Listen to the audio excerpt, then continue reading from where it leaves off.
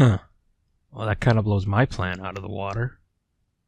Hello everyone and welcome to WW What Was. This is where I take a look at a past WWE event and tell you what I thought. This is going to be a more off-the-cuff kind of response than more of an in-depth review, and it's going to be more how I felt about an event. So, let's talk about Money in the Bank. Alright, to start off the night, we had in the pre-show Breezango versus Golden Truth. I'm going to be completely honest with you all, I f***ing hate Golden Truth. I think it's stupid, I think it's played out, and I really think there's some weird thing where Vince McMahon actually thinks R-Truth is Booker T. Now, as for Breezango, on the other hand, I like the idea of Tyler Breeze teaming up with Fandango. I think they have a stupid name, but I like the idea. And these two guys play the kind of idiot, pretty people so perfectly, and that was actually really well done with the whole tanning incident where they were both sunburnt. However, when it came to the match, it looked really tacky because every time they got hit, it was just a lot of chops and didn't really do anything for me. I think there's a lot more that can be done with Breezango, first to get them a better name. As for Golden Truth went over tonight. They got their first win. Oh, they're getting their chakras in order. I have no expectations, no hopes for Golden Truth. I do have to say, Final Cut is still a really good finish. Other than that, very meh match. And next up on the pre-show, it was the Dudleys versus the Lucha Dragons. Why was this match happening? Does anyone know, is this a main event or Superstars feud that was happening? I think this may have just been put in there to fill time, and they didn't think any of the main show matches were throwaway enough to throw on the kickoff. As for the match itself, really boring. I don't know if the Lucha Dragons have anything to do as a tag team. I think Kalisto would be better off as a single. The Dudleys are just, at this point, taking up space. Overall, I don't have a lot to say on this one. It was just... Now we get into the main card proper, and we open the show with the Fatal 4-Way Tag Team Championship match. And oh, the botches. Oh, the sweet botches. The entire series where Kofi was going for Trouble in Paradise, and he slammed into Enzo, and then he tried it again, and actually was supposed to miss it when he was going on against Simon Gotch. There was a lot of movement in it. I don't think this was really the best four teams to do a Fatal 4-Way with. Vaudevillains are better off in a straight-up tag team match. Anderson and Gallows, I don't think have gotten a fair shot, just at all. I want to see more of both of those guys' offense. The New Day are, honest to God, phenomenal in the ring. Their shtick's getting a little Also points to Xavier Wood for the very smarky elite comment before the match. Enzo and Cass. Enzo, great. He should talk. Cass, do not open your mouth. I'm sorry. You can tell if someone's writing lines for him as opposed to NXT. He was going off what felt more like feeling. So pretty good match for the most part. Then the finish. I like it when finishes make sense. This finish did not make sense. Big E had Aiden English up, and they were going to go for the New Day tag team finish. Anderson smacks Aiden English on the butt, so the legal man should be Aiden. I'm getting it screwed up. Should be Anderson and Big E. Anderson and Gallows throw the New Day out. They then hit the Magic Killer on Aiden English. Go for the pin. Aiden English is not the legal man. They get thrown out with Big E again. I think Big E is the best of the New Day. He's my favorite. He does really awesome stuff for a big man, where he picked Anderson up and then hit the finish. But then they pinned Aiden English. It was sloppy, and my gosh, this match was botchy. I didn't mean for that to rhyme. All in all, I can see now that they're poising the New Day to be the longest tag team, so it's a record. I don't know where anything goes from here. I want the Vaudevillains and I want Gallows and Anderson to do something. I also really don't want Big Cass to ever talk again. And speaking of botches, we had Baron Corbin versus Dolph Ziggler for the umpteenth time since WrestleMania. I want both of these guys to move on to something else. Dolph, you're too good. Baron, I was super impressed with Baron Corbin tonight. The whole series where Dolph went for the Irish whip into the corner, Corbin ducked under it, then ran back in the ring and took Dolph's head off with a clothesline. beautiful.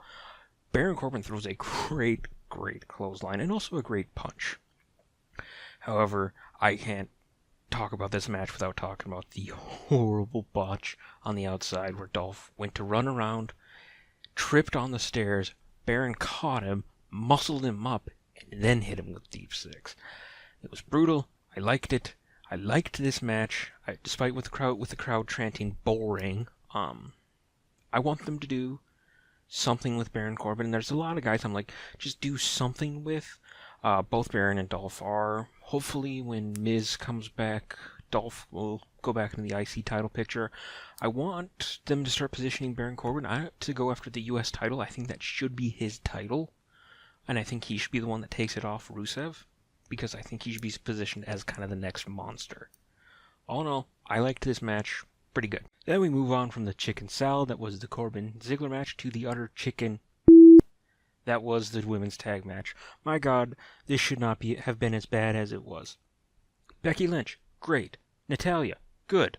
Charlotte, great. Dana Brooke is everything that was the women's division 5 years ago. I'll admit, Dana Brooke, not that bad looking. I think she's had certain enhancements to her character that Vince is very fond of. Other than that, she cannot wrestle. She was not ready to be called up. It made sense if she was going to come up be Emma's manager while Emma did the wrestling, but to have Dana out there in a match was painful. The ending sequence was painful. Becky deserved so much better. And the one positive I do have from this match is I do think Natalya turning on Becky will turn into a kind of secondary storyline in the Divas division, which is sorely needed. Or they're going to do these stupid thing and have Natalya join Charlotte and Dana, and they're just going to be blonde and wooing. Ugh. I didn't like this match. Alright, back to the positives. A match I didn't think I was going to like, but wound up actually liking a good deal, was Apollo Crews versus Sheamus. Now, the whole kind of story going into this was Sheamus mad at Apollo that he was going to take his spot. Somehow Big Show was involved. Really was kind of undercooked. They haven't actually given Apollo that much character. He's just kind of smiley. But match was good. Sheamus was brutal. Apollo was savage. The moonsault off the apron onto Sheamus. Apollo didn't take that much off that. I think Sheamus may have been throwing some taters Apollo's way for that, because that was a lot of Apollo's weight on Sheamus. The same for the white noise at the end, and with Apollo going over with the crucifix. I wouldn't mind seeing these two go again at Battleground. I think there is a lot of potential there. I think Sheamus can do a lot for Apollo, what Randy Orton did for Sheamus when he first came in. All in all, I liked this match. Now, this next one was my match of the night. Styles versus Cena. Mr. TNA versus Mr. WWE. Finish sucked, but I'll get to that. Styles did what he promised. He literally ran circles around John Cena. The whole setup being that John Cena couldn't really, track down AJ's offense made sense. AJ brutalized Cena in a few spots. Those hard forearms. I liked it. I'm not super on board with how they're kind of dismissing the Styles clash. I wanted Styles to win clean, and I wanted him to win with the clash. I think that would have done great to help AJ, and it would have given Cena kind of a direction to go in, and kind of give him the motivation of, oh, maybe I can't actually hang with these new guys. Give him some sort of character development. Instead, he's going to be, no, smiley in my jorts, Jack. The crowd was split down the middle with the target 1835 demographic chanting for AJ, and the little kids and women chanting for Cena. To be expected. The finish, I'm not super thrilled with. I don't particularly like screwy finishes, but I can understand why they did it. This will set up second match at Battleground and then a rubber match at SummerSlam. Styles may actually beat Cena clean at Battleground, but Cena's going over at SummerSlam to end the feud. There's no way Vince... There's no way I'm gonna let TNA beat me. I beat Billionaire Ted, and John Cena's my greatest creation. There's no way that's happening. But all in all, I really liked this match. Now we get to the pay-per-view's namesake, the Money in the Bank ladder match. I kind of like multi-man ladder matches. I kind of don't. They're a little more spectacle than substance for me. I will say, this is the one time that Alberto Del Rio's finish made any sense. When he had Cesaro propped up under the turnbuckle and had the ladder supporting him and then did it, that is the one time that finish has made sense. Other than that, why does the guy hold himself up and say, hey, jump on me? Lot of interesting spots with the ladders. The ending kind of tower construction was a little weird. However, the MVPs of this match were Sami Zayn and Kevin Owens, because my God, what those two will do to each other with a ladder. And these guys are actually friends. Zayn hitting the Michinoku driver onto the ladder, and Owens powerbombing Zayn onto the ladder, which is actually surprisingly tame. I invite anyone who liked this match, or likes Kevin Owens, or likes Sami Zayn, go check out any of the Ladder Wars matches those two had in Ring of Honor. You're looking for Kevin Steen versus El Generico Ladder War. It is brutal. It is scary. I'm not sure how these guys are alive. Cesaro, you deserve better than what you're getting. I really wanted Cesaro to have the Money in the Bank because I want Cesaro to be champion, because I like Cesaro. I knew Jericho and Del Rio didn't have a chance, but I was actually surprised they went with Dean Ambrose. See, I kind of thought they tipped their hand, and we'll get into this in the main event. I kind of thought they tipped their hand with Ambrose winning by having the Ambrose Asylum on Raw. So I kind of think, like, oh, this might happen. Herk-a-durk-dur. But I really thought it was going to be kind of a misdirect, especially even in the opening of the night. They say, well, what if I win it? In the opening, Ambrose says that in the opening package. So I was really thinking, Ambrose ain't going to win it. This is Owens' contract to win, because Money in the Bank as a concept works better if a heel has it. Anytime a face has really cashed in, it had to be on a heel champion. The one time they had a face-on-face cash-in was Punk cashing in on Jeff Hardy, and that eventually turned into Punk's heel turn into the Straight Edge Society. So actually, maybe some good things could happen out of a face-on-face turn, but Ambrose getting the contract made sense.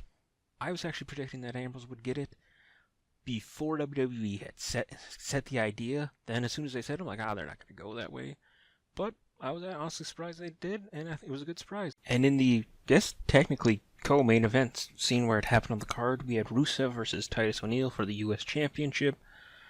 Oh, Rusev, you cheeky man. I liked what Rusev did in this match. I didn't like this match, but I liked what Rusev did in this match. He got into it with Titus's kids, insulting Titus, saying, look at your kids. I had to actually tell the people in my room that hadn't seen the opening where they showed Titus, hugging his kids. Yes, Titus's kids are actually in the front row. Rusev isn't crazy. I didn't think Titus was going to win. I don't know why Titus was in this match. The build of this match made no sense. Rusev is good, but he hasn't reached the point where he can make someone else look good. He couldn't really enhance Titus, and Titus really couldn't enhance him. Titus's offense doesn't really make a lot of sense. Rusev winning made the most sense. I think they're just still kind of looking for a challenger for Rusev. I don't know, maybe they should be looking at Baron Corbin, I don't know. But then at the end, Rusev getting on the mic, telling Titus's kids, your dad is a loser, happy Father's Day. Brilliant. I like Rusev as a heel. He's fantastic. Overall, okay match, good heel work by Rusev. And finally we come to the main event. Roman Reigns and his booze versus the return of CrossFit Jesus, Seth Rollins, and my God, CrossFit Jesus has risen. Seth Rollins, you are probably behind AJ on the current roster as my favorite. I really like Seth Rollins. I really like what he did in this match. He made Reigns look good. Really great. I was kind of hoping for his Phoenix Splash, like I think a lot of people were, but the Frog Splash he hit from across the way, great. Hitting the Suicide Dive and then into the flip over the rope. I want to know how he does this. The Superplex into the Falcon's Arrow, awesome succession. I will give them tons of points for whoever came up with the idea of teasing the Sunset Bomb and having Rollins play up the fact, hey, this is how I got injured. I actually said, holy cow, you're going to hear everyone in the room hold their breath because they're anticipating that this is how Rollins got hurt. The way they actually got into it was kind of wonky, but it worked. Rollins showing some great strength, getting Roman up for those buckle bombs. Roman, I'm going to be completely honest. I think AJ Styles is the most valuable player in WWE right now because he's made the 2 matches he's had with Reigns has made Roman so much better.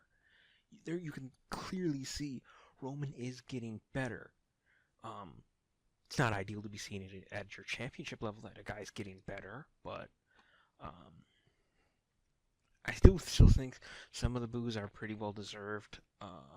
They didn't really go for the full double switch like I know some people were projecting, but the counter of the spear into the pedigree was good. The finish, kind of where the ref got knocked out, mostly because they'd already kind of done that in Styles and Cena earlier in the night. But Rollins actually beating Reigns, great. Liked it. Was excited to have Rollins as the champ again, and this time hopefully a face Rollins. But I liked what happened next even more. Immediately, Rollins is celebrating with the title. You hear the engine rev, and out comes Dean Ambrose from behind, cracks Rollins with the briefcase, cashes in 1 dirty deeds. Ambrose beats Rollins. Ambrose ends the night as the new world champ. I like it. It is super well deserved for Dean Ambrose. I mean, he should have won it at the Royal Rumble. He should have won it at Roadblock. He should have won at WrestleMania. This really seemed like a kind of makeup, like, here's your ball, you run with it, and I think they're going to go with him being the last member of the Shield that's going to get that good, sustained run, or they might say, nope, we want it back on Roman Reigns, ha ha ha ha ha. But I think the triple threat match is now set up because Rollins beat Reigns for the title, Reigns beat Ambrose for the title, and now Ambrose has beat Rollins for the title. Makes sense to have them in a triple threat. I don't know if they'll do it at Battleground. That seems like kind of a SummerSlam main event, so I think they might do Rollins and Ambrose at Battleground, or Ambrose and Reigns, or Reigns and Rollins for number 1 contendership. They can do a lot of things, but it puts most in stark contrast, and this is really sad, how far down in the pecking order Roman Reigns is going to start moving without that belt. Because now you have Dean as your number 1, Seth is your solid number 2, Cena, then AJ, Bray's going to come back here pretty quick, Randy's prized to come back. New guys like Apollo, Baron Corbin. I think Reigns is going to get lost in the shuffle, especially when they call up the likes of Finn Balor and Shinsuke Nakamura. All in all, bad night to be a Roman Reigns. Good night to be a Dean Ambrose. But those are just my thoughts on Money in the Bank. I'd love to hear what your thoughts were down in the comments. And if you like this, give me a cheer by hitting the like button. If you didn't, give me a boo by hitting the dislike. Other than that, WWWhatwas-Money in the Bank.